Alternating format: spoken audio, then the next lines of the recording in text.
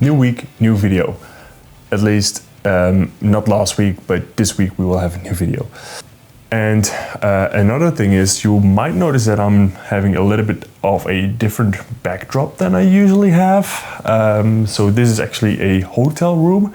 And let me show you the lighting setup that I've got going on here, because I've been moving around the lights here for the last 10 minutes. So I've got this really interesting, like light on the foot, which I disconnected the hood on, and I replaced the bulb from the light. Yeah, you don't see the light. Oh, yeah, the light down there. And I've got these ones going on next to the bed, just to give me some nice lighting on the backdrop. So I'm hoping this footage will not be totally ruined, but it kind of looks okay for the moment. All right, let's get back to racing. I think many people will argue that Sandoval in Girona is the first official gravel race of the season here in Europe. But I think we can say that Turnhout Gravel, the UCI race, is the first race of the northern part of Europe, and with almost 2,000 people competing at the start line of this race, it was about to be a lunatic gravel fest. I've never been part of such a big age group. With so many people at the start line of this race, we have to talk about two things. One, safety. Two, spirit of gravel. But before we dive into these two things, first let's have a look at my setup of the bike going into this race.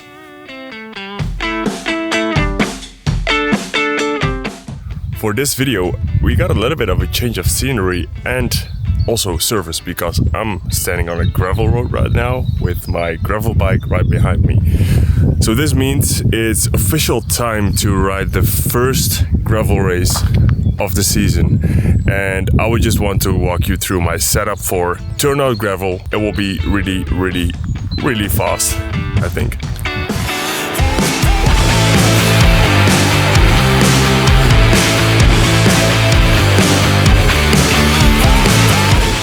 Up front, I'm riding a Pathfinder 45mm tire. These got just released by Specialized, so I've got both front and rear 45mm wide tires. I've also been testing with 35mm tires, because the course in Turnhout is really fast and it's just all flat. It doesn't seem to be very coarse gravel, so it's just fine roads, hard packed gravel. But the reason why I went for these 45mm tires is that I think it will provide me a little bit more comfort, and also when it's race time, you don't have the time and focus to look at any of the holes or like the rougher sections in the course. So my experience is that if you're riding a 35mm tire, it's a little bit more prone for punctures and that kind of stuff. So I just chose to have a little bit more safety and comfort in a bigger tire. Now for gearing, I'm riding the Garbaruk 46 tooth aero chainring in front, paired with a SRAM Force chain which is waxed. I might switch the cassette to one that is not so climby, so a little bit of a smaller gear in the rear. It's paired with a SRAM Force Explorer rear derailleur.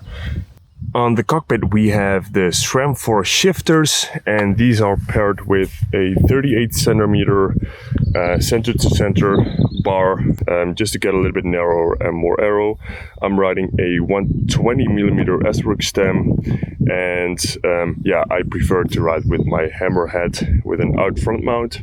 The frame is the Specialized Diverge Pro STR, so that means that in the rear we do have some suspension, so my seat post is able to move a little bit more than on a regular gravel bike, which provides me with the needed comfort, and I'm able to adjust this with this lever here, so during the race I'm able to choose what I prefer. And in front we have a similar system with the Future Sock, so that will allow me to ride a little bit higher tire pressures than on a regular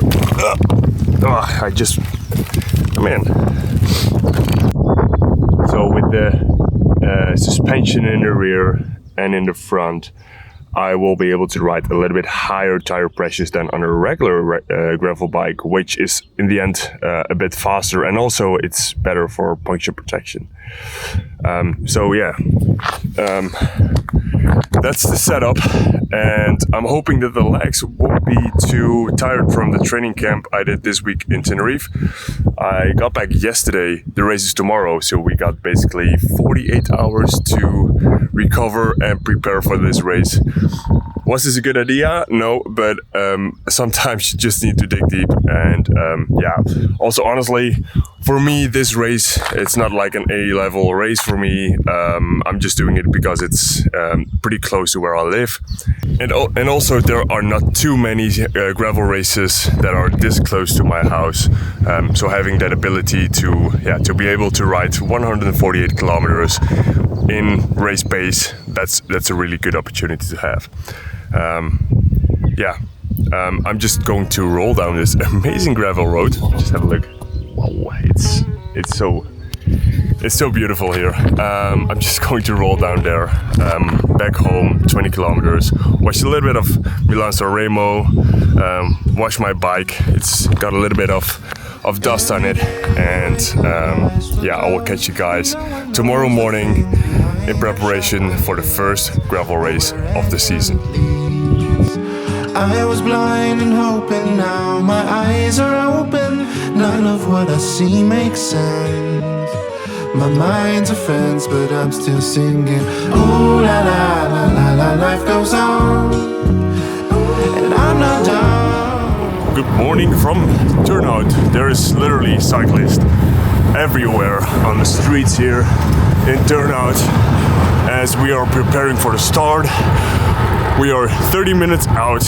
I just got my race number, and it looks to be chaos. There is so many people. I think in my age category it's 700 people already.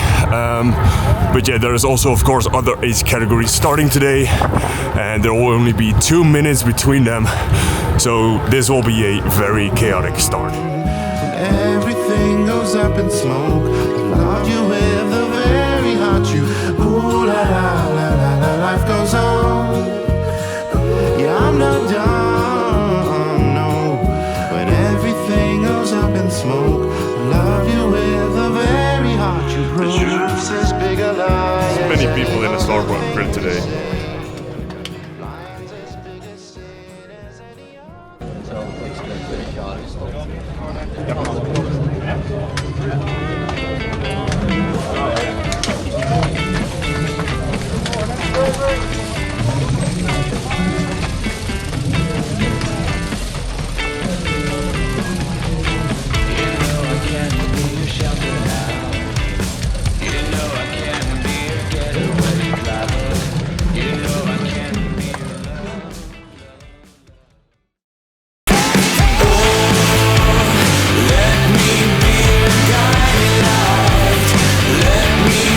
And that's the start of 144 kilometers of flat, fast gravel roads. But before we are there, we must get through this traffic jam of riders. As you could see in the start box, I was starting all the way from the back. So I've got 700 riders in my age category right in front of me, plus the additional 100 from the elite men who started in front of us. So it was a matter of passing a lot of riders in the first kilometers of the race. The good thing is that the course is pretty wide, so there's enough room to pass riders. But yeah, not always you can have wide roads everywhere, so there is some occasional traffic jams that are causing some additional delay here.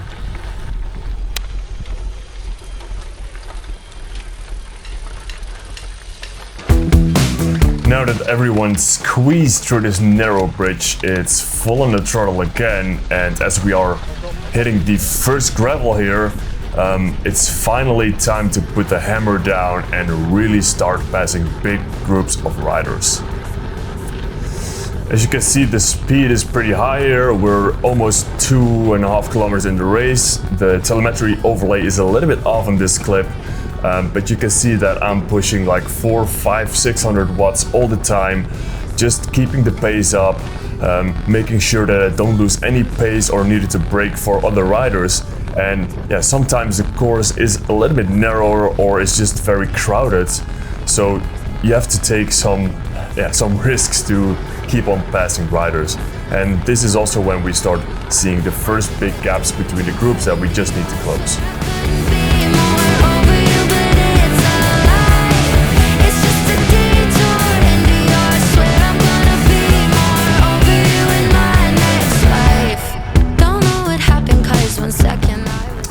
So we are 5 kilometers into the race. It was basically a 7 to 8 minute all-out effort trying to pass as many riders as possible. And this was the first time that it opened up a little bit and I could look a little bit further ahead of me and see how many riders I still got in front of me.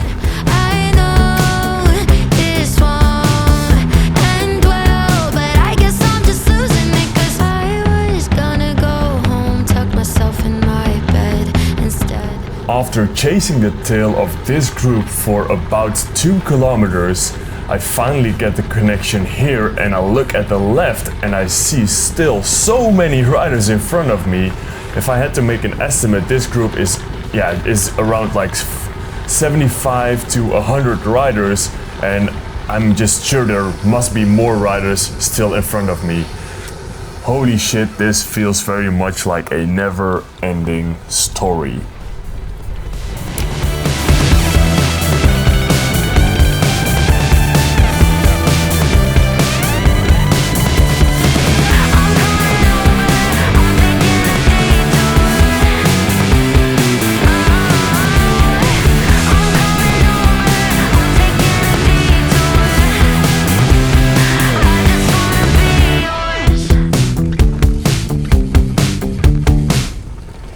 In these few kilometers between like kilometer 10 and 20, it was pretty big road still, but there were a lot of corners, so it was really hard to quickly overtake many riders. So I basically chose to stay in this group for a while, let the legs recover for a bit and wait for an opportunity to overtake again, which came a little bit later on this single track that we see here. And I was able to overtake some riders here, and then later on when it opened up again, we see that there were some really big gaps again that needed to be closed. And honestly, like this view, this just gave me the chills.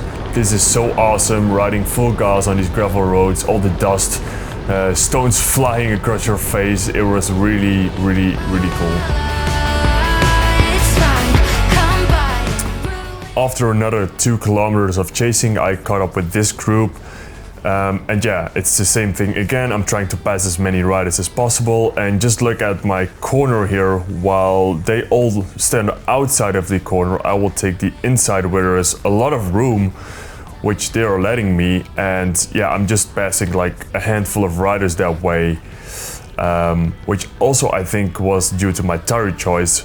Riding 45mm tires just gave me the opportunity to have a lot of comfort and grip in the corners, and it just felt so great riding these big tires with a lot of grip.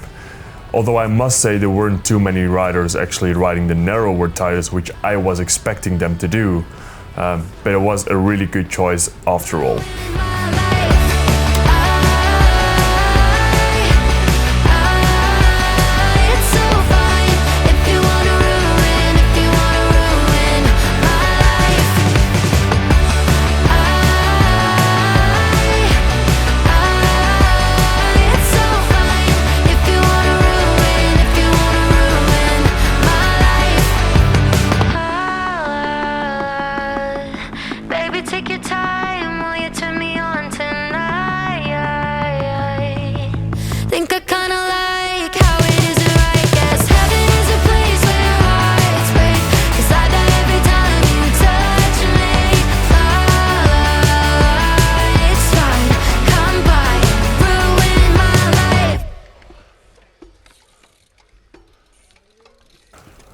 Well, yeah, and this is what happens when you're riding with a big group in loose sand. Everybody is just going left and right. You just have to brake for people that are suddenly standing still in the middle of the track.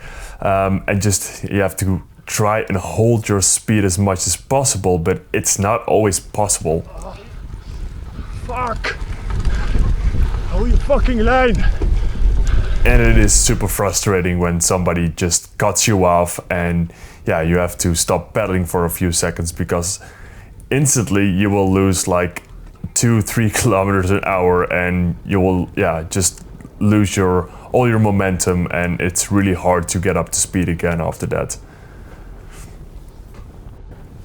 And yeah, as we see here, the first people are really struggling to hold on to this group, and it's just a matter of overtaking these because I don't want to be stuck behind them as they are not able to plow through this loose sand here. I'm just trying to overtake the last people here before we take a hard left corner in. It's pretty loose in that corner, so it's important to keep the speed up and just plow through here with all the power that I've left in my legs. And here we are, done with the loose sand, and the speed is on again, and I'm hoping to hold on to this group at least and be able to pass a couple of more riders, and yeah, basically finish the first loop within a big group. That is really important at this stage in the race. And after the loose sand section, we're onto this little single track where I was stuck behind the guy in a red shirt here. And yeah, as you can see, we have lost contact with the group, and that is the very dangerous part of off-road racing. When you're stuck behind somebody who's a little bit slower, you have to close the gaps yourself.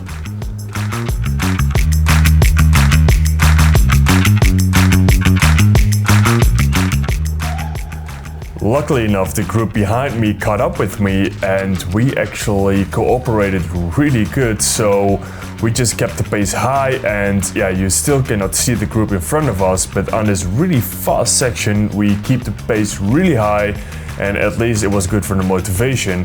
But it was also nice to just like keep riding at a high pace and just keep the power on all the time.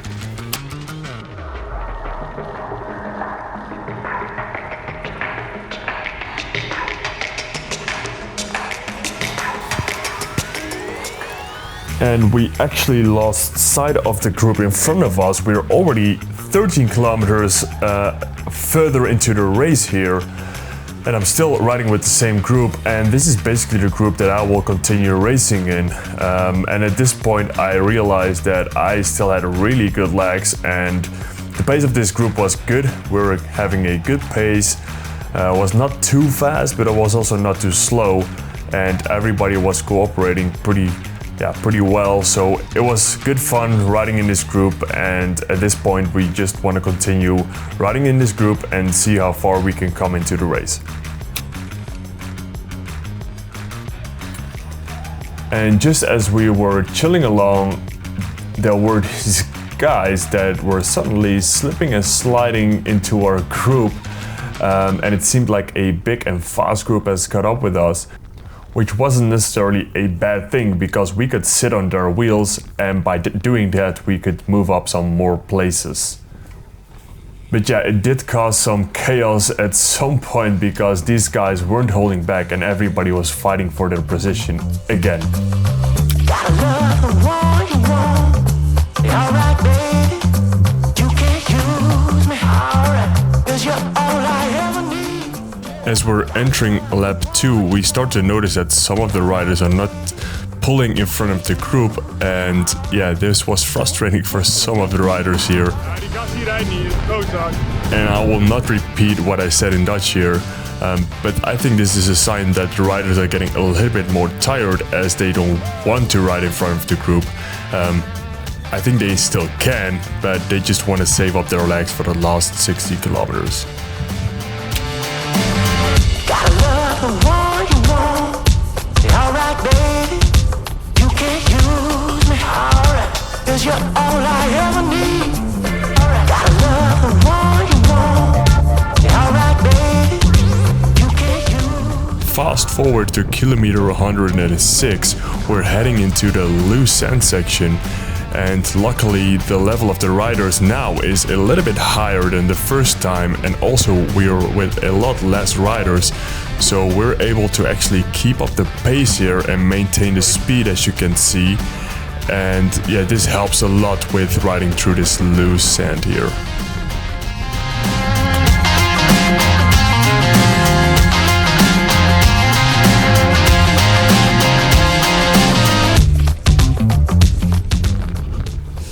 Since this section is draining your legs a little bit, I was expecting the group to fall apart on this loose sand here, but as you can see we're pretty much still together, but I'm noticing that there are some gaps here in the group between the riders, and I'm just passing the rider to the left of me here and trying to close the gap with the guys in front of me.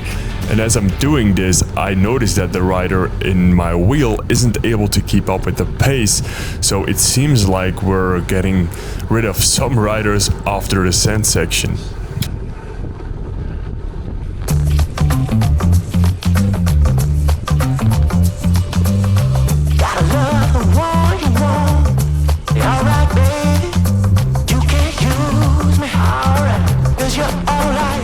The further we get into this race, the better my legs are feeling, and I'm noticing that we're catching up with this group in front of us, and that was a little bit surprising to me, but at least I can try and close the gap here, because it does seem that we're getting closer and closer to them.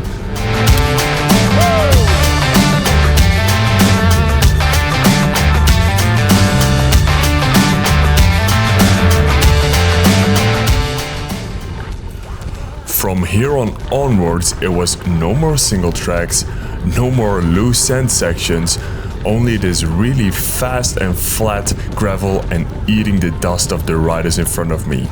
I've caught up with the group, and here I'm just giving my legs a little bit of time to recover before the finale really begins.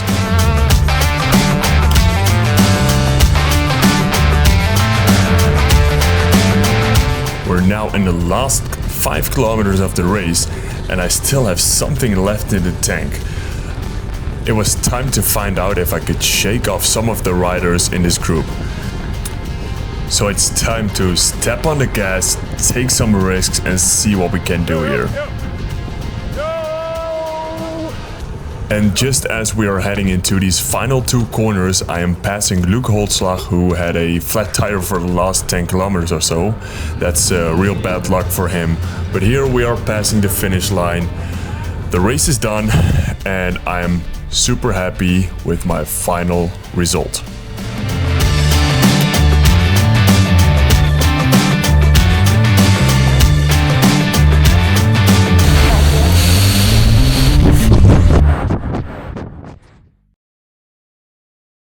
Alright, so quick recap of the race. I promised you 2 things. 1, safety. 2, spirit of gravel. Let's tackle 1 first, safety. There has been quite a lot of talk about safety in gravel races the last couple of years. And as gravel is growing to be more popular, a lot of people join the sport which don't always have a lot of experience in racing, which I think is a really good thing. It's good to see that a lot of riders are joining these races, and between these riders there's also a lot of people which are not very experienced, and I can only give my thumbs up to them because it's really good to see these people joining those races. So yeah, good job. But with that, there also comes that safety concern that we sometimes see in these races. And I have been competing in some of these UCI gravel races, but also in other races, road races, of course. I have that experience in the peloton, but I also know how to maneuver into the peloton and how to be safe in a big group of riders. Not everybody has that experience, which I think you always have to be aware of. For me, that's not the part of safety that we should be concerned about. The part that we should be concerned about, however, is the route safety or parcours safety. Not every parcours is made to support 2,000 riders riding in a big bunch. The first sign of this parcours safety was actually the World Championships in Leuven, which generally was a really good experience because like the atmosphere, the crowds, the people cheering and all the sound that you had, it was a really nice experience as a rider. But let's also be honest, that parcours that they had there, at least the first loop for the riders that did that, and I will put some videos down below, maybe in the description that you can watch. It was lunatic. It was total madness. There were riders like passing left and right, flying through the bushes. It was slippery. It was dangerous. A lot of riders crashed in those the first loop of 40 kilometers, that route was not made to support 2,000 riders. It was just insane. Did I have that same experience riding in Turnhout this year? No, totally not. It was super safe. It was super nice. The routes were, the roads, the gravel roads, they were wide, open, flat, no potholes. It was safe. You could pass riders left, right. There was so much room everywhere.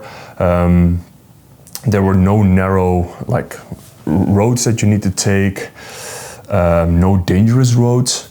And the best thing was, it was totally flat, like pancake flat, but the course was tough. Like, it was really tough. You need to maintain 300, 400 watts all of the time. Yeah, you've seen it in my video.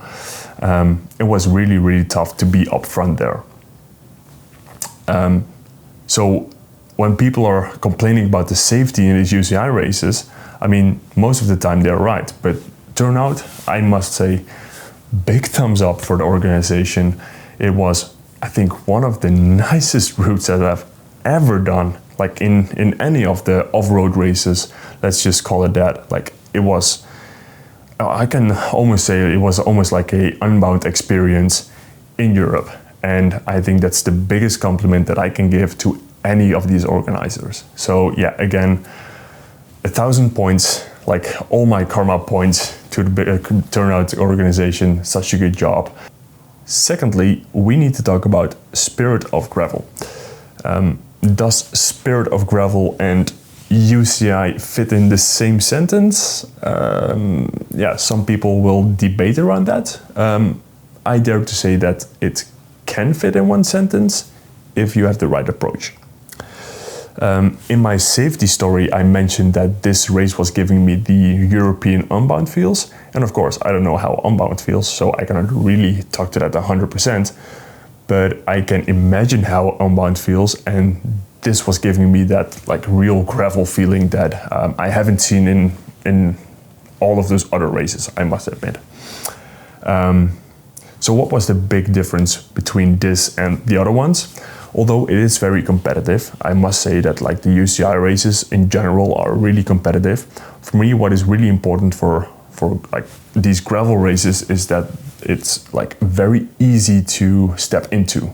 So the low level people that are riding on a low level should be able to compete, and they should be able to ride safely, and they should be able to have fun, and also should be able to ride the full distance and come back with a big smile on their face. And I think that I saw a lot of people, I saw a guy right in front of me, he was riding with a 29-inch or a 26-inch mountain bike. He didn't even clean the bike, it was still full covered in mud.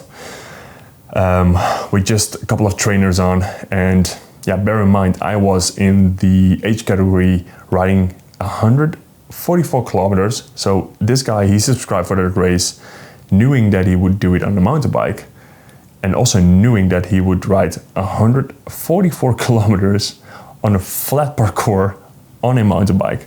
I mean, I can only have respect for those guys. And for me, that's the true Spirit of Gravel.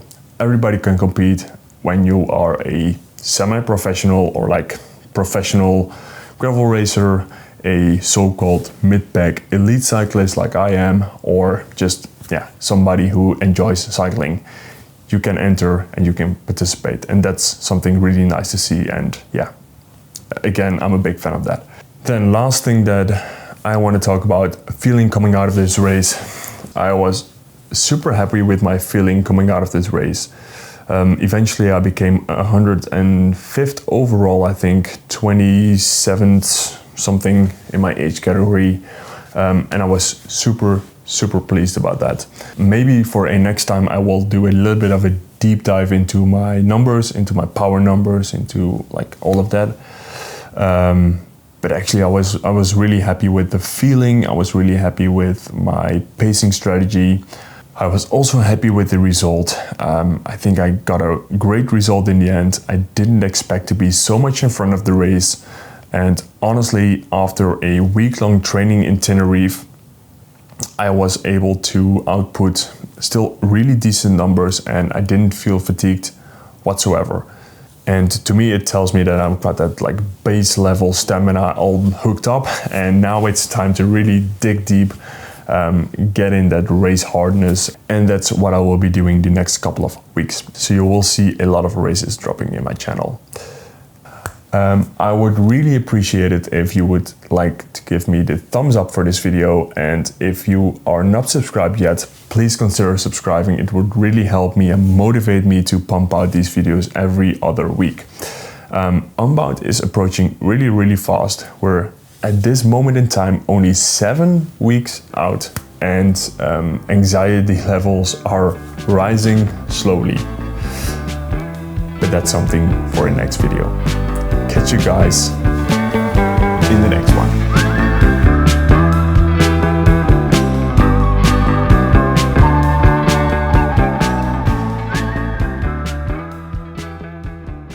No, wait a second, we'll do something with the lighting. Whoa, I'm really dark. I need more light. I need more light.